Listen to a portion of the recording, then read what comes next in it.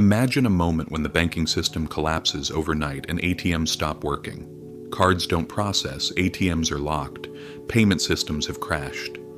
People are lining up in front of banks waiting, but it's useless. Behind the closed doors, there's no one inside, no lights on. On the screens, there's only one short sentence. Temporarily closed due to a technical malfunction. The issue will be resolved as soon as possible. Thank you for your understanding. But the problems of the people waiting outside in line are of no concern to anyone. Yet throughout history, such a sentence has shown countless times that it is never temporary. The moment a country's banks go silent, the money inside the bank does not lose its value, it only loses its owner. Money is taken from the hands of the people and begins to flow into someone else's pockets. Behind every closed shutter, the same question echoes. What will really happen tomorrow? What else is going to happen to us? Uncertainty circles endlessly. The closure of a bank is not merely a financial problem. At that moment, the real issue becomes the collapse of the entire relationship society has with money. No one can access the money they deposited or their savings in the way or at the time they want. Then markets accept only cash. Credit cards are not accepted. Employees cannot receive their salaries. Small businesses cannot make supplier payments. And most importantly, every person suddenly faces the same harsh and unavoidable reality. That the thing we call money has no physical counterpart and is only part of a system that appears to exist as long as it is functioning. People wake from the illusion that they were safe because they never touched the money they worked for all these years. And once awakened, the struggle for survival begins in a world ruled by Wild West conditions. This scene is not fiction. History has lived through it repeatedly. In Argentina's shocking 2001 collapse, when banks suddenly shut down, the government called it Corralito. Even though they tried to soften the name, the naked truth was brutal. For the people, this wasn't a little corral. It was a massive cage, proving that their lives would never be the same again. From ATMs, only a limited amount of money could be withdrawn each week. People could not take their own money whenever or however they wanted. There is nothing stranger than being unable to access your own money. On top of that, dollar accounts were forcibly converted into devalued pesos against everyone's will, as if someone were forcing you to trade your valuable asset, like gold or diamonds, for a worthless stone. Savings built with years of sweat evaporated in just a few weeks, while pot and pan protests filled the streets. The middle class quietly collapsed. When a country's banks shut down and financial activity stops, it does not only mean the visible economy has collapsed. It means the arteries of society are blocked and the heart has stopped.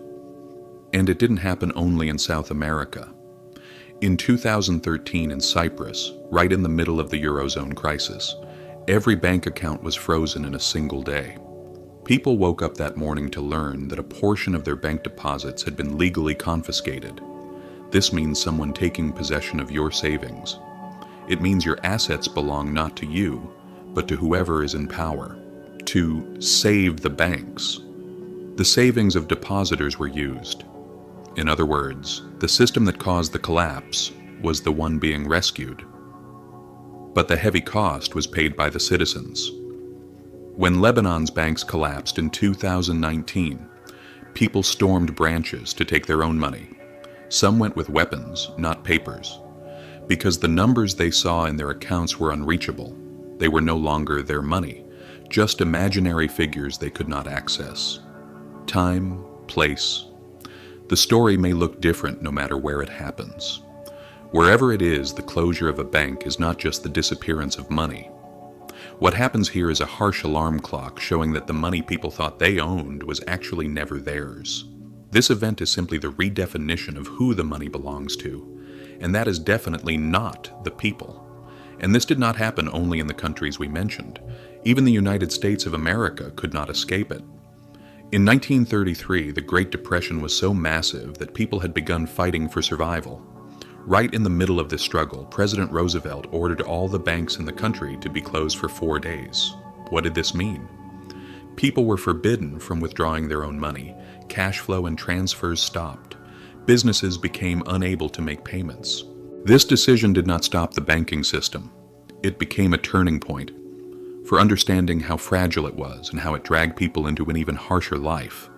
Even America, one of the world's strongest and largest economies, could not escape a banking crisis. These events actually show that banks are not the guardians or protectors of money as we imagine, and that when money is given to them, it is no longer ours. Because the banking system holds only a small fraction of the money in its vaults, everything else is used. Every deposit is not left there waiting. Banks turn it into loans, debt, investments. They make money from money using the depositor's funds. For example, you deposit $1,000. The bank may keep maybe $50. The rest becomes someone else's loan. That person's investment becomes someone else's debt, and the system grows. But this growth depends not on real money, but on a chain built on trust. As long as trust continues, everything seems fine. People deposit their money into the bank. The money is used in the market through banks. But when trust begins to shake, everyone wants their money at the same time. But at that moment, banks do not have all the money people put in. They never did. And when the front of one bank begins to fill, all the others are affected in turn. After every closure in history, the same thing happens. The real face of money emerges. Because deposited money never truly belongs to the depositor. Money belongs to you only when it is physically in your hand, not at any other time. The real face of money. As harsh as it is. Why is the system fragile? Bank closures are not the absolute end or destruction of a country, but they are the clearest chaotic sign of what a collapse looks like. Because this moment is the center of life's most complex and most uncertain crisis. The value of money, state budgets, societal trust.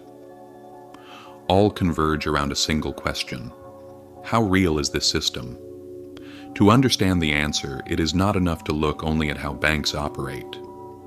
What truly matters is how governments manage money. Because banks must play the game within the rules set by governments. At the core of every collapse lies the same mechanism. The slow and silent devaluation of money that the masses do not notice until it is too late. Throughout history, empires, kingdoms, modern states, none escaped this mechanism. Expenses and spending increased.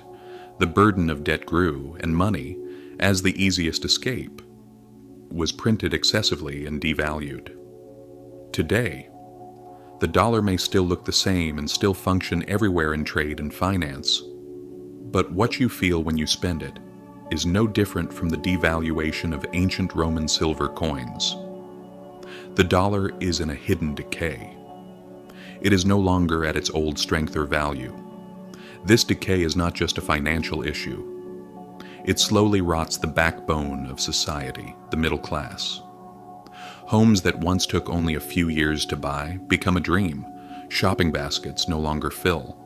Young people cannot imagine a future, and society's most dangerous emotion emerges. Why can they afford it while we cannot? This may look simple and harmless on the surface, but once this psychology settles into people's minds, the conditions for crises and collapses begin to form. History always progressed the same way. When money loses its value, inequality grows. When inequality grows, anger rises. And that anger turns into a search for an ideology. In today's countries, especially in developing nations, the root of many problems is the devaluation of money and the decline in purchasing power. Today in America, the fact that 62% of young people view socialism positively is not a coincidence. History shows us this. It is not the economic system that collapses first. The first thing that collapses is the sense of trust. We saw the same cycle in Argentina. We saw it in Greece. We saw it in Venezuela. When the middle class disappears, the system cannot carry itself. Bank closures are a symptom of this. Behind the collapse of banks lies a much larger operating model. The path collapses always follow is the same. Money loses its value. Trust weakens. The middle class that carries society weakens. Society polarizes in opposite directions. Elites multiply. Opportunities shrink. The state locks itself and its institutions under the weight of debt. Crisis becomes inevitable. This path does not only explain what happened in the past, it also gives a roadmap for what can happen to the world today and in the future. And at some point, no matter how much states want to escape, their hands are tied. Because as debt grows and cash cannot circulate, options shrink. They want to tax the wealthy, but the wealthy have already escaped or will escape. They want to tax the middle class and create new packages. But since the middle class has already collapsed, there's nothing left to extract. They print money to obtain cash, but money has already lost its value and has already collapsed. In such a scenario, debt does not paralyze a country slowly, but all at once. One morning the banks close. One morning people cannot access their accounts. And at that moment people realize the problem is not the value of money. The trust in the system has collapsed. This is why bank closures are not just the signal of today, but also the warning for tomorrow. Once a country reaches this point, the question is no longer how do we prevent it? Because the inevitable end has already begun. It cannot be stopped. The real question becomes, in what order will the collapse occur? The closure of banks is not the beginning of the collapse. It is one of the final stages of the collapse model. The real breaking point began much earlier. In those silent years when money was slowly melting, society was becoming distrustful, and the state was suffocating. To understand this cycle, looking at history is enough. When the former Soviet Union collapsed, people's biggest problem was not ideology, it was empty shelves. When Argentina fell apart, the trigger was not the closing of banks, it was poverty doubling overnight. In Weimar Germany, the days when money dissolved were not only economic destruction, but also societal collapse. And the darkness that filled that void changed the direction of history. Today in modern America, even two people living side by side seem to be living in different realities. This is a sign that a society no longer sees itself as a single society. After this point, the cycle speeds up. Economic pressure, collapse of the middle class, loss of trust, polarization, growth of elites, erosion of institutions. The most dangerous link in this chain is an excessive number of elite wealthy people, because having too many of them means the masses are losing and they are winning. Throughout history, every country that experienced collapse went through this same vicious cycle. For example, in the final years of ancient Rome, the empire was further weakened and shaken by endless rivalries among aristocratic elites. In the last century of the Ottoman Empire, while ruling classes increased and added wealth to their wealth, the base that formed the economic backbone collapsed, and the state no longer had the income to support its army and bureaucracy. In France, on the eve of the revolution, the country's resources were divided among hundreds of small, elite groups, making it impossible for them to unite behind one decision. Today, the picture in America resembles the same path taken by these three empires we mentioned from history. Instead of meeting real needs, too many degrees, instead of enough qualified, skilled people, too many candidates, too many people wanting money, property, and power, but very few who actually possess them. And this has increased the number of elite groups, and this forms the most dangerous crack in the system. Because what accelerates economic collapse is not only money, but elite groups who want to rule that money and power and who begin to grind their teeth against each other. And all the costs of their ambition and greed are paid by the public. While the lower class struggles to survive, the upper class becomes rivals to one another, and the middle class disappears. The burden on the state increases. Throughout history, most collapses did not happen due to foreign invasions or bloody wars, but exactly at this point. Rome died in its own internal conflicts. The Soviet Union did not collapse because of ideology, but because the pressure became unbearable for the people, and they rebelled under economic hardship. Weimar Germany did not fall because of external forces, but because it mismanaged its own struggle to survive. And as a result, people lost faith in it and collapsed into hopelessness. And this cycle reaches a point where no one sits at the table to fix the system anymore. Everyone lines up to save themselves or protect their seat at the table. One side blames the state, one side blames the people, one side blames the rich, one side blames the poor. Yet all of these point to the same thing. Society is dissolving from within. After this point, the speed of the crisis increases. Taxes rise, capital flees, state pressure intensifies, institutions become unable to function. Each step makes the next break even larger. What's being described in this period sounds familiar, doesn't it? Aren't these the same things happening right now in the world you're living in? Now, the darkest truth of this cycle. Why is it almost impossible to stop a country at this point? And what does the final stage look like when this death circle cannot be broken? Throughout history, old or new, almost every state that reached this stage made the same mistake. Every step they took to solve the problem was merely a temporary bandage. Instead of going down to the root of the issue and eliminating it, they swept it under the rug. These temporary reliefs may have created small breaths, but they always made the next crisis bigger. To understand this cycle, one analogy from the world of medicine is enough. When a person is injured in a car accident, pressure is applied to the body. This is called a tourniquet. That pressure can be the cause of death, but if applied properly, it can also be the only thing that keeps the person alive. A tourniquet is applied to stop bleeding. The moment this pressure is removed, the vessels open and the person can die from massive blood loss. Applied well, it saves life. Applied excessively and harshly, it can cause death. Many economies today live under a similar effect. Debt is the greatest pressure in the veins of states. But removing that pressure, cutting debt, stopping money printing, reducing taxes, can collapse the financial circulation of the country instantly. This is why states don't stop the crisis, they only delay it. They do this by applying appropriate strategies and keeping it under control, adjusting according to the direction the economy takes. And if done well, they might escape the crisis. But while trying to manage these crises, the debt continues to accumulate.